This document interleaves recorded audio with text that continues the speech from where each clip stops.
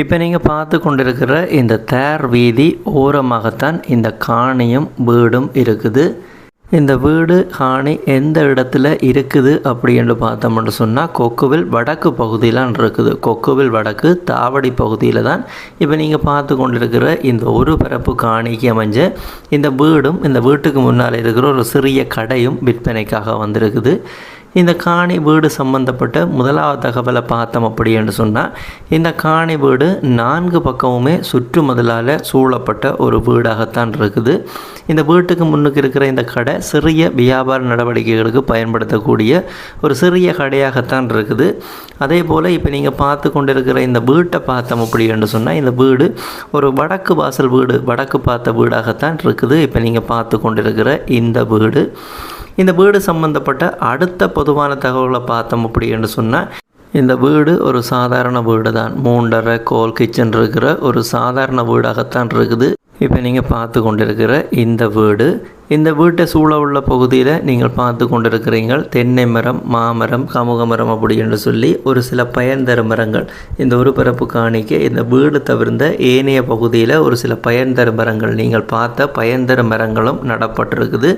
இந்த வீடு சம்பந்தப்பட்ட அடுத்த தகவலை பார்த்தோம் அப்படின்னு சொன்னால் இந்த வீட்டுக்கு வெளியில் இப்போ நீங்கள் பார்த்து கொண்டிருக்கிற 2 வாஷ்ரூம்கள் இருக்குது.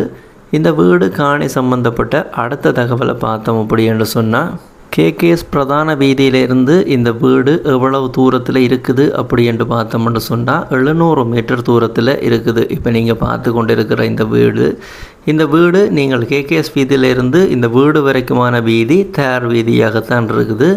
யாழ்ப்பாண மாவட்டம் கொக்குவில் வடக்கு தாவடி பகுதியில் அமைஞ்சிருக்கிற ஒரு பரப்பு காணிக்க இருக்கிற இந்த வீடு சம்பந்தப்பட்ட முழுமையான பெரும்பான்மையான தகவல்களை பார்த்துட்டோம்.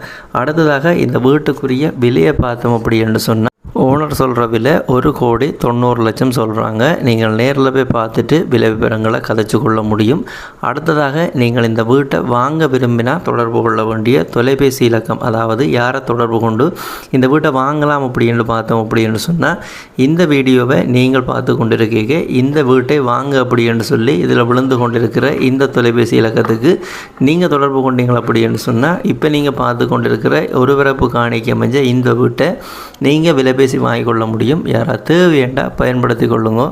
இதே போல் உங்களோட காணியல் வீடுகளையும் நீங்கள் விற்க போகிறீங்க அப்படின்னு சொன்னால் இந்த தளத்தில் விளம்பரப்படுத்தி விற்பனை செய்து கொள்ள முடியும்.